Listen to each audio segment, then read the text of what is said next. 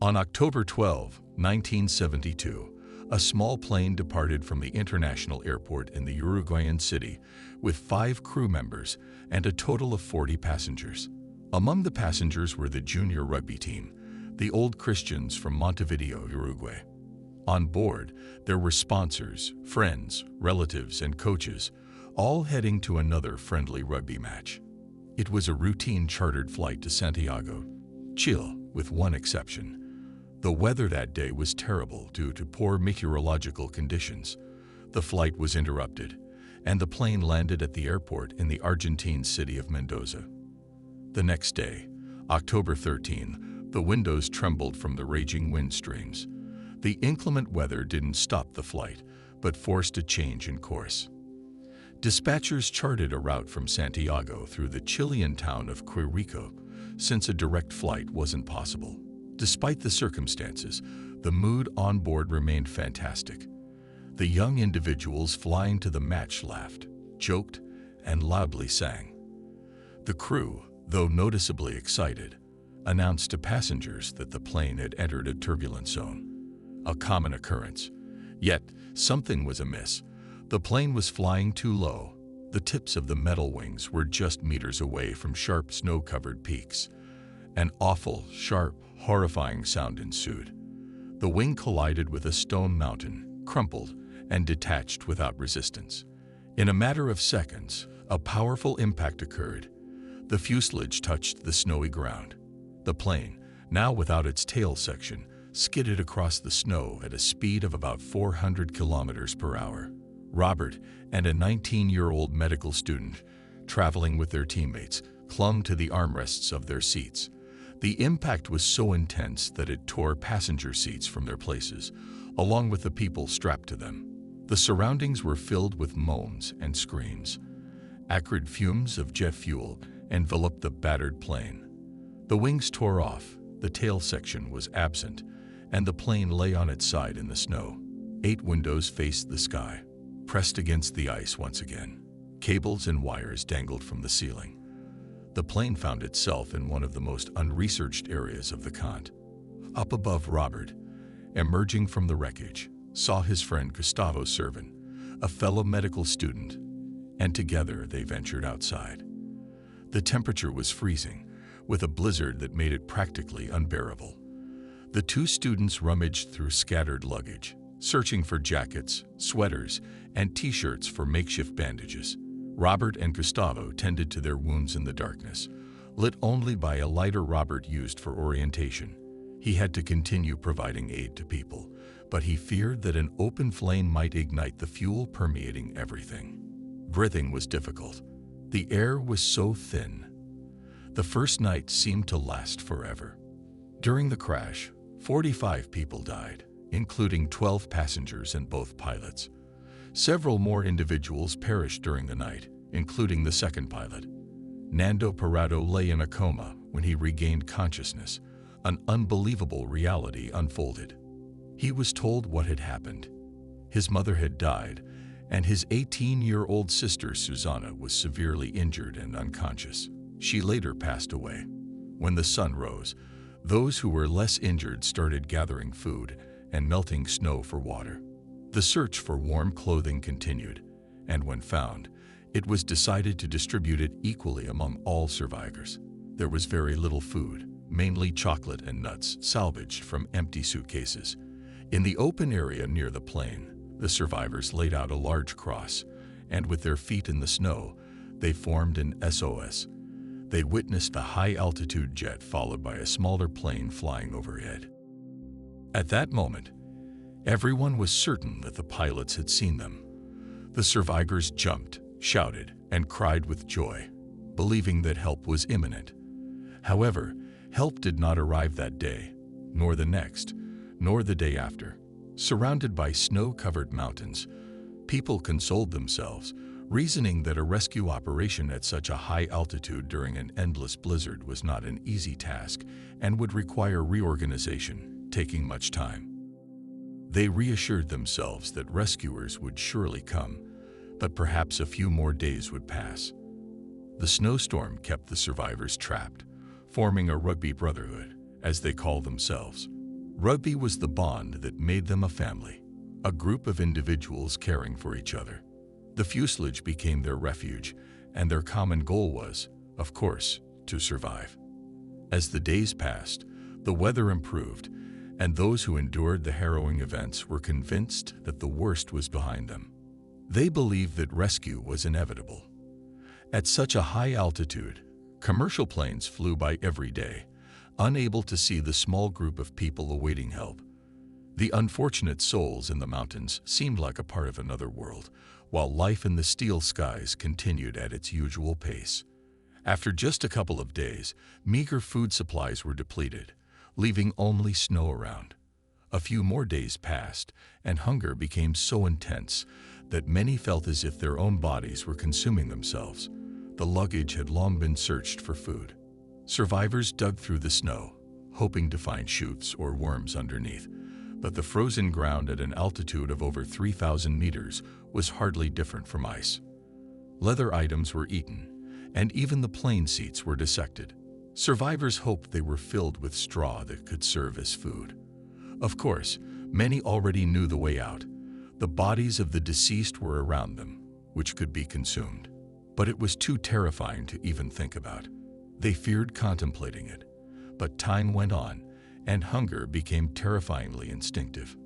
On October 23, through a tiny transistor radio, the only device connecting them to the outside world, the survivors heard what was perhaps the most dreadful news in this situation.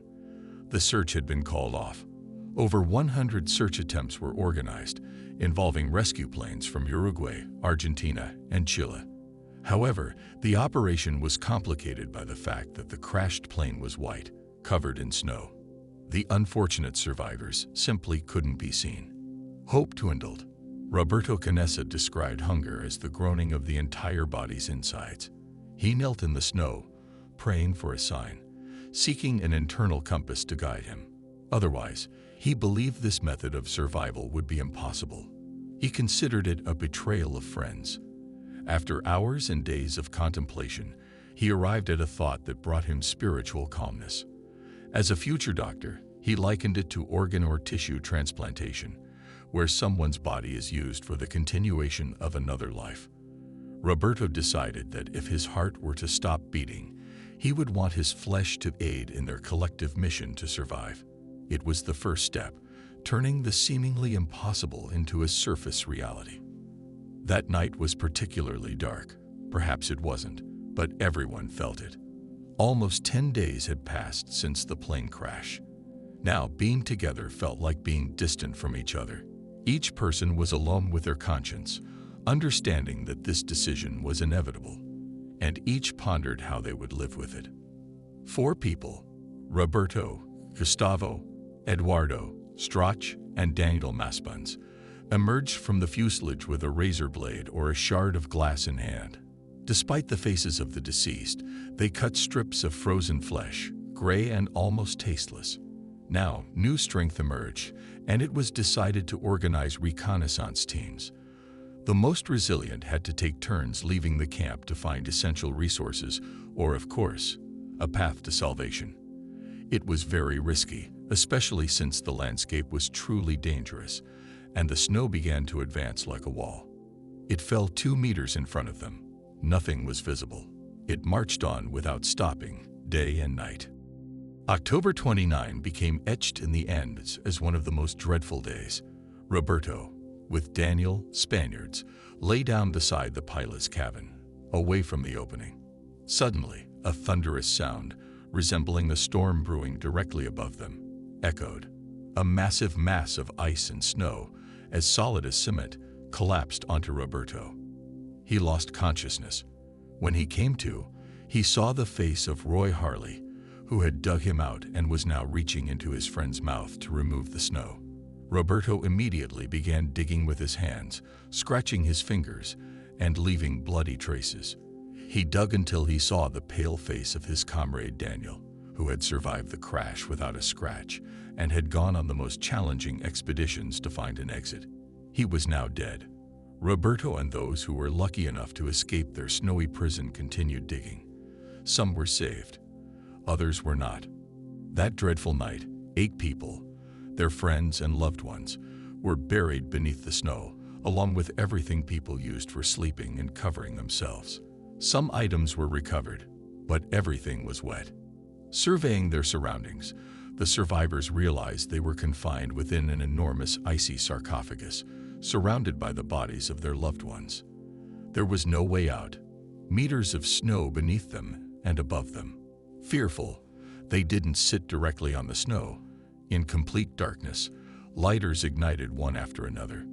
Due to the lack of oxygen, they hissed. Everyone understood that time was running out. They would soon suffocate. To their relief, Nando stumbled upon a fragment of iron railing. These railings were used to secure luggage overhead. Nando fashioned openings with the railing, allowing air to flow inside. This bought precious time for everyone inside. It took a whole 3 days to dig their way out, but something inside the icy sarcophagus changed Roberto forever. The memories haunted him, a soul-wrenching pain. There was no food inside, and considerable effort was required to break free. The frozen bodies were now covered in a thick layer of snow. The entombed individuals had to resort to consuming members of their own family, who had been with them not long ago. Roberto, drawing upon his medical studies, suppressed his emotions as he dissected the warm flesh, which now appeared gray and oozing with blood. To escape, the survivors had to tunnel through the icy snow to reach the pilot's cabin. They reclined the captain's seat and shattered the front windshield. Their way out. Outside, there was nothing but snow. Their only hope for survival was to venture out in groups on perilous reconnaissance missions. What was once a snow-buried plane became a more reliable shelter than before. Snow inside was cleared and clothing dried. Now, the icy wind didn't penetrate through. Just as before, some stayed in the aircraft hull, while others ventured out in search of anything that might help. On November 17, during one of these expeditions, the survivors found the tail section along with clothing, a bottle of rum, a kilogram of sugar, and most importantly, batteries, 24-volt batteries. Roberto found his luggage. It carried the scent of home, a normal life that circumstances had nearly made him forget. The discovery of the batteries raised hopes that they could revive the transmitter in the pilot's cabin. However, due to the lack of oxygen, the survivors struggled for several days, but the connection was never established. December 8 brought joyful news over the transistors. The search for the lost plane had resumed. Roberto couldn't shake the feeling that they meant the mission to retrieve the bodies was still ongoing. The crucial aspect. This news didn't bring comfort to Roberto until then, as he and his companions had decided to embark on a journey of no return. Simply moving forward until their strength gave out, Roberto hesitated, questioning whether it was worth it. The weather was favorable. Perhaps now, it would be easier for them to be spotted. Doubts lingered deep within. Intuition whispered that they had to move forward despite the emotional turmoil. For a few days, Roberto couldn't think of anything else. After 3 days, Gustavo Cerbino approached Roberto for a private conversation. Gustavo shared that another member of their family, Roy Harley, was very weak and nearing death. Prior to that, Arturo Aguero had died of gangrene, Rafael and George Strike had succumbed to blood infections, and Motor Kaiser died of starvation. If they continued to wait, everyone would die, Gustavo emphasized. The deceased, almost all, had been consumed, and the bodies of Roberto's mother, sister, Nando's aunt, and others witnessed such gruesome acts. Leaving was an exceptionally difficult decision. News of renewed search efforts added to the dilemma. At any moment, they could hear the rotor blades of a rescue helicopter approaching. Waiting for rescue, without which death was inevitable, or venturing on a potentially fatal journey to find an exit. What to choose? Roberto said they wouldn't set out the next day. He felt like a person condemned to execution. In the last night in their camp airplane, Roberto couldn't close his eyes. The end and Nanda, Barroso, and Antonia Vincent. On the morning of December 12, they left their shelter. Equipped with the best insulation for clothing or sleeping bags made from the fuselage, they fashioned snowshoes and improvised cushions from seat cushions tied with wires. Descending steep cliffs without proper equipment was a true trial. After 3 days of walking, it was decided to send Antonio Vincent back. He was to inform those remaining in the camp that Roberto and Nanda would continue. This decision aimed to conserve human flesh packed into socks. Antonio was happy to return, realizing that the journey was too arduous.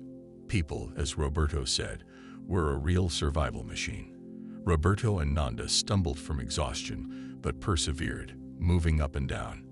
Their legs were so tired that crawling at night became necessary. Roberto's sleeping bag, despite the poor sunset, offered little respite. The constant cold lingered. He feared falling asleep and freezing to death. The struggle against death was ceaseless, without pauses or rest.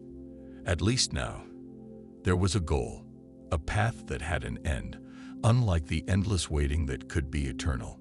True, Roberto and Nanda didn't see it that way when they crossed another peak and stood at an altitude of over 4,000 meters. They saw that the snowy mountains seemed to cover the entire planet, but they pressed on, pleading with each other not to give up. Roberto contracted dysentery and weakened considerably, yet the next day, they managed to reach the point where the snowy peaks ended. Crossing the snow boundary felt like leaving dead land where only death existed. Upon spotting the mountain grass and the lively river, the overall mood of Roberto and Nando shifted to joy. Almost a week had passed since they left the camp, and for the first time, they felt hope, something more than hope. It was the first time they sensed that salvation had arrived. They walked alongside the river for several more days, the path becoming easier. However, Roberto needed medical assistance. Suddenly, they spotted a man on horseback on the opposite side of the turbulent, icy river.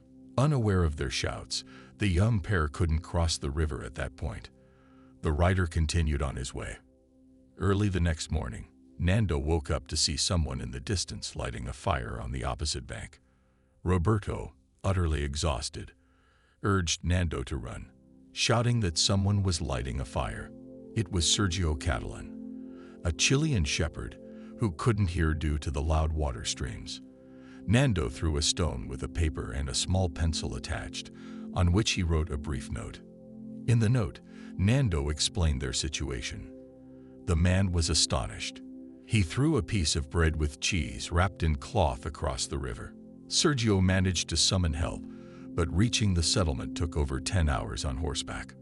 Roberto and Nando were rescued on December 21. The Russian virus, as they jokingly referred to it, had overtaken their new world.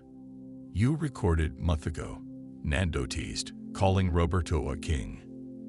They sent greetings to Hermana, Maria, and pioneers when posing for photos on the internet. Sometimes it was a drama, the incredible strength of the human body revealed over 10 days. Roberto and Nando covered 65 kilometers through the mountains, with Roberto in a coma after the crash. Following this challenging journey, Nando became a guide for rescuers and flew with them. He knew the location of his friends. Without this knowledge, they would have been practically invisible. On December 22, the first helicopters reached the crash site. Survivors had already heard over the radio that their friends had been found. Out of 45 people, 16 passengers survived. After 72 days of survival, Roberto finally reunited with his family. When he told his mother about having to eat their dead friends, she simply replied, "Above all, you are fine." However, his father feared that the world would accuse them of being cannibals. Roberto said he didn't care. All he wanted to do was go to all his friends who died and tell them what happened. Roberto didn't expect them to understand. Relatives of the deceased believed they had done the incredible, and salvation made headlines worldwide. Although the miraculous survival story was soon tainted by reports of cannibalism, the public initially reacted with horror. Despite a Catholic priest stating that the survivors didn't sin as they resorted to forced cannibalism, the notion lingered. On December 28, the survivors had to hold a major press conference. It was surprisingly honest. People in hopeless conditions shared their desperation. In most interviews, Roberto spoke of how it hurt him to hear some say, "You survived because you ate people." He emphasized that he survived because he overcame the toughest path, and eating human flesh was only a consequence. He maintained that they would have died anyway, and it was just a matter of when death would come. Roberto spoke about how those with clean drinking water and warmth should already consider themselves fortunate. There was no need to wait for your plane to crash to realize how lucky you are. However, this doesn't mean that one should always be content and not strive for more. While on the path to a goal, one can still enjoy life for what it is now. If a rescue helicopter isn't flying over your head, don't wait too long. Everyone is capable of a lot. As of today, Nando is a successful businessman. He founded several companies, got married, and has 2 daughters. Roberto got married soon after the rescue and has 3 children. Today, he is a renowned cardiologist, continuing to fight against death. Every year, on December 22, the survivors gather for a traditional reunion, attended by children, grandchildren, nephews, and nieces, almost 200 people. All remains of the deceased were buried, and the wreckage of the plane was gathered together, a cross placed upon it.